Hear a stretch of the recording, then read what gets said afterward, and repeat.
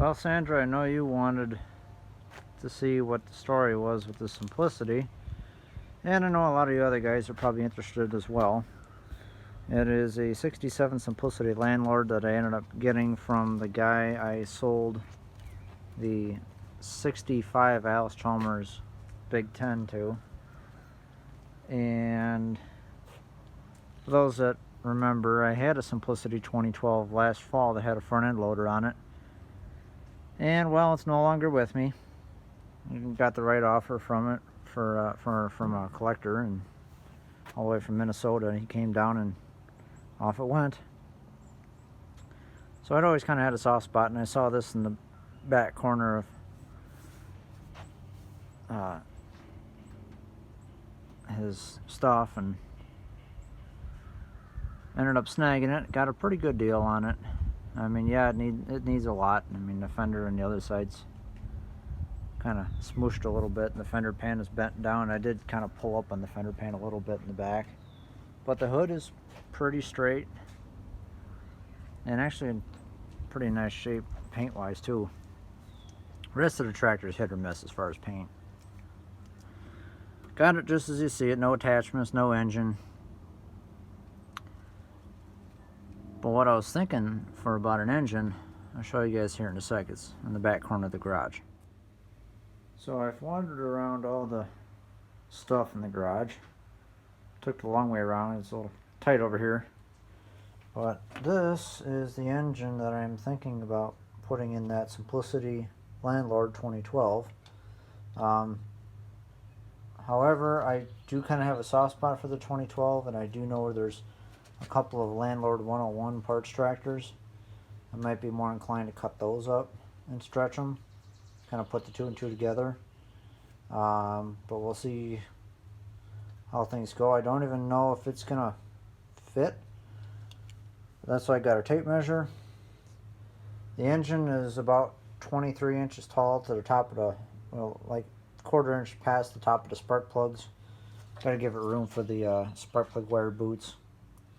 And as far as width goes, the footprint is about 12 3/4.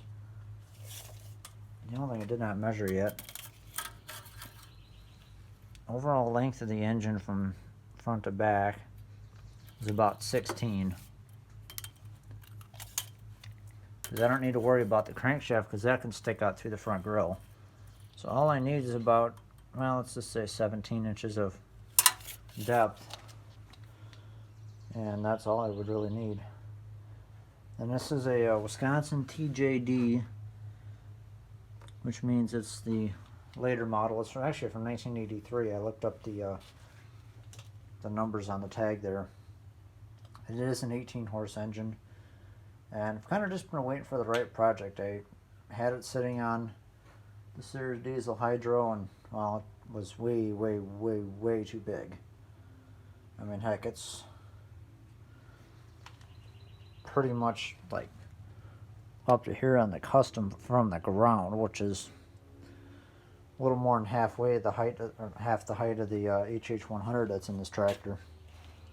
But with that being said, I think that's what I'm generally thinking. Alright, now that I got all the measurements done, so start off with the good.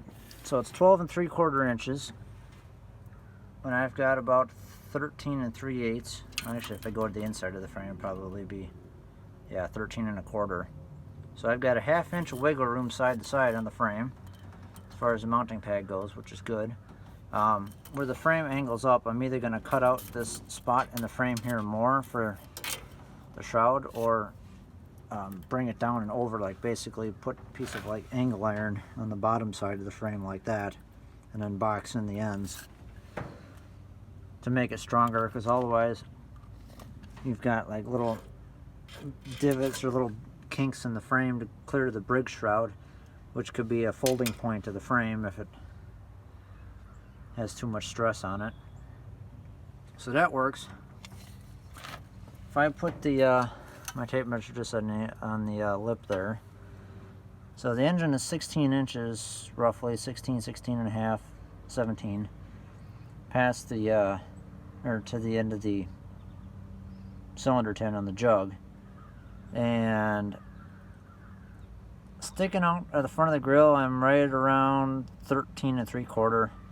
It's like if I go down lower, it's about 13 and about 13 1/4 to the edge of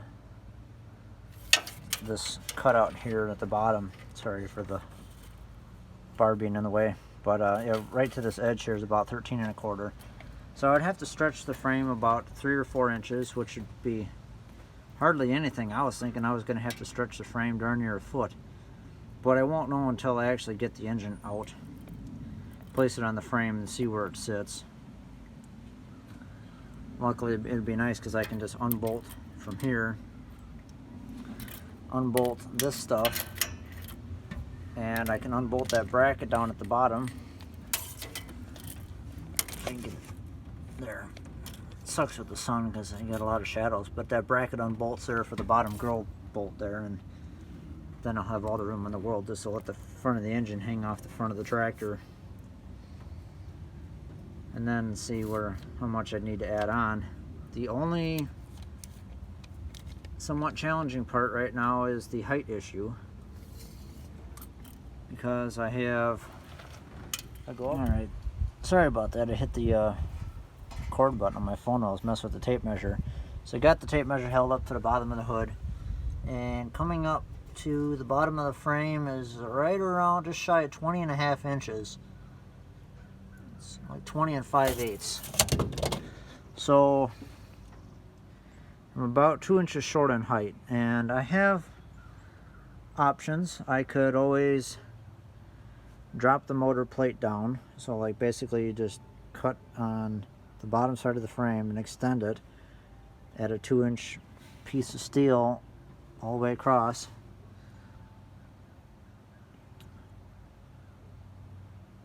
Or I end up raising the hood, but I don't want to raise the hood because I'm gonna grab the tape measure.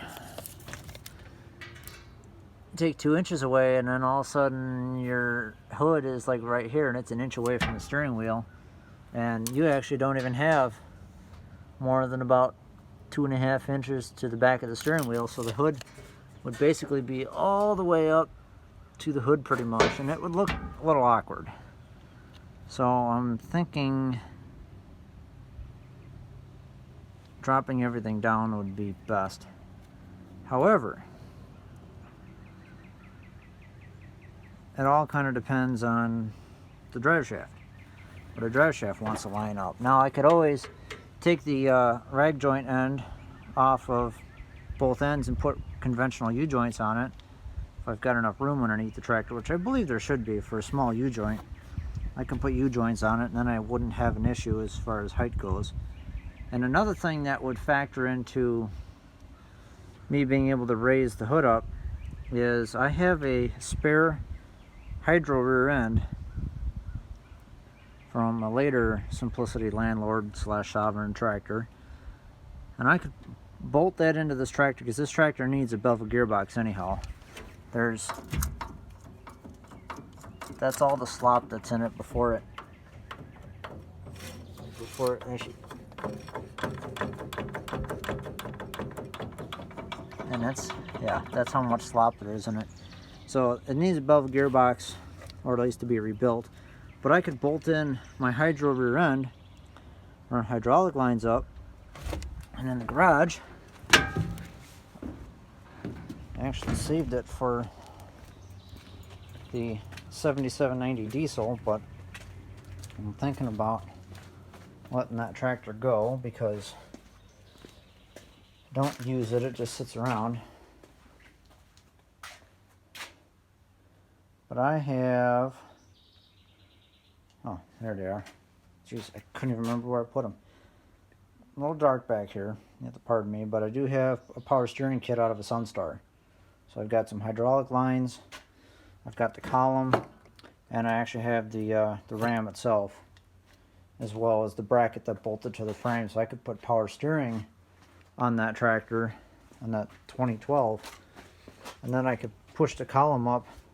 I could push everything up a little bit. I could push the dash up and basically just have this here sit 2 inches higher. Everything the dash, these side tins, everything would go up just by 2 inches. So I could take a scrap pair of these side panels, cut 2 inches out of the bottom, match it up to the bottom there, weld it on, and weld up these original holes so that these side panels would just be 2 inches taller.